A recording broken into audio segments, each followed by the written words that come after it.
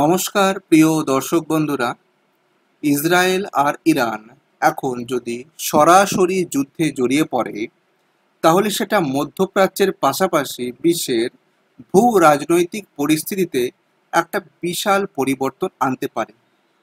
এই প্রেক্ষাপটে ভারত কোন পক্ষ নেবে, ইসরায়েল না ইরান, তা নির্ভর করে একাধিক কৌশলগত, অর্থনৈতিক ও রাজনৈতিক বিষয়ের উপর। প্রথমে বলি, ভারতের সঙ্গে ইসরায়েলের সম্পর্ক কীরকম। দেখুন, ভারতের সঙ্গে ইসরায়েলের সম্পর্ক মেইনলি তিনটে পিলারের উপর দাঁড়িয়ে আছে। প্রথম পিলার হচ্ছে প্রতিরক্ষা বা নিরাপত্তা সংক্রান্ত সহযোগিতা। দ্বিতীয় পিলার হচ্ছে প্রযুক্তি ও কৃষি খাতে সহযোগিতা। আর তৃতীয় পিলার হচ্ছে রাজনৈতিক সমঝোতা। ইসরায়েল ভারতের অন্যতম বড় অস্ত্র সরবরাহকারী দেশ। ভারতের সীমান্তে সন্ত্রাসবাদ দমন, নজরদারির জন্য ড্রোন, মিসাইল প্রতিরক্ষা ব্যবস্থা এবং অন্যান্য সাইবার নিরাপত্তায় ইসরায়েলের গুরুত্বপূর্ণ অংশীদারিত্ব রয়েছে। অনেকেই হয়তো আমরা জানি না, কার্গিল যুদ্ধের সময় ইসরায়েল ভারতের সাহায্যে অস্ত্র ও গোয়েন্দা তথ্য দিয়েছিল। যদি প্রযুক্তি এবং কৃষি খাতের কথা বলি, তাহলে ইসরায়েলের আধুনিক কৃষি প্রযুক্তি ভারত ব্যাপকভাবে গ্রহণ করেছে। জল সংরক্ষণ এবং সেচ ব্যবস্থায় ইসরায়েল ভারতের কাছে একটা রোল মডেল। অন্যদিকে যদি রাজনৈতিক সমঝোতার কথা বলি, তাহলে 2017 সালে ভারতের প্রধানমন্ত্রী নরেন্দ্র মোদী প্রথম ভারতীয় প্রধানমন্ত্রী হিসেবে ইসরায়েল সফর করেন এবং তারপর থেকে ইসরায়েলের সঙ্গে সম্পর্ক আরও গভীর হয়েছে। কিন্তু ইরানের সঙ্গে ভারতের সম্পর্ক কিন্তু খারাপ নয়। ইরানের সঙ্গে ভারতের সম্পর্ক নির্ভর করছে মূলত জ্বালানি নির্ভরতা এবং ভৌগোলিক কৌশলগত অবস্থানের জন্য। দেখুন, ভারত ইরানের কাছ থেকে বহু বছর ধরে অপরিশোধিত তেল মানে ক্রুড অয়েল, কাঁচা তেল কিনে এসেছে। যদিও সাম্প্রতিক সময় দেখেছি যে মার্কিনী নিষেধাজ্ঞায় তা কিছুটা হ্রাস পেয়েছে, কিন্তু ইরান ভারতের জন্য জ্বালানির একটা খুব বড় বিকল্প উৎস। অন্যদিকে চাবাহার বন্দরের কথা বলতে হয়। এই চাবাহার বন্দর ইরানে অবস্থিত। ভারতের জন্য আফগানিস্তান আর মধ্য এশিয়ার প্রবেশ পথে চাবাহার বন্দর।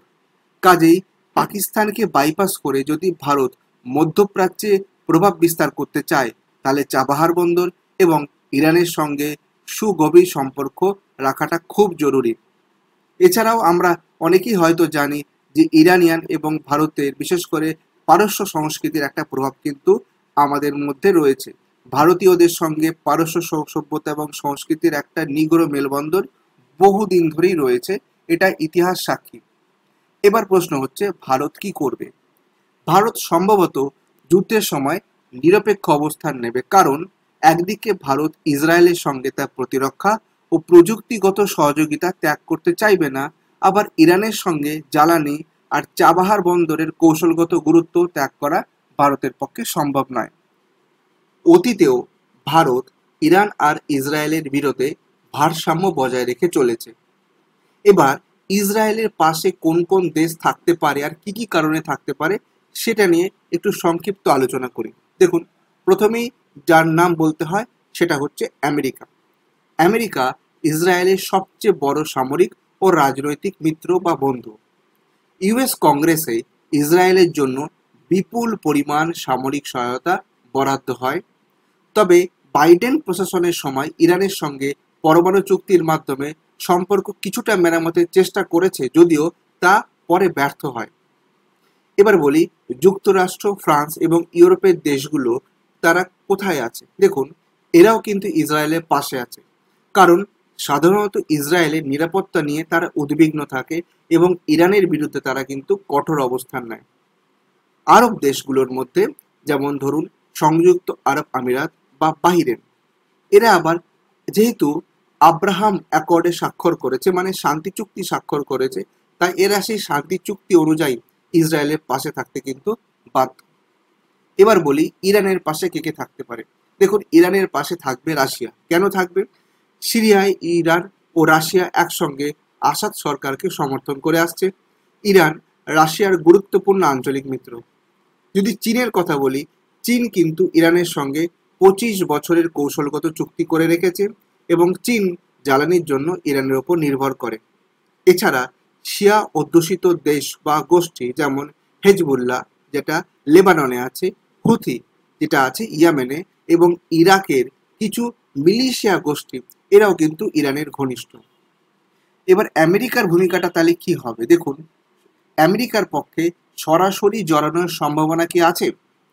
ইসরায়েলের ওপর যদি ইরান আক্রমণ করে, তাহলে আমেরিকা প্রতিক্রিয়ায় সামরিক হস্তক্ষেপ করতে পারে, নৌবাহিনী মোতায়েন করতে পারে এবং রাজনৈতিক চাপও কিন্তু দিতে পারে।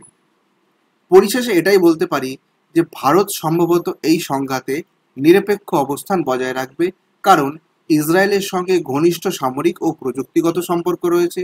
আবার ইরানকে একেবারে দূরে ঠেলে দিলে চাবাহার বন্দর এবং আফগানিস্তান সংযোগ ক্ষতিগ্রস্ত হবে।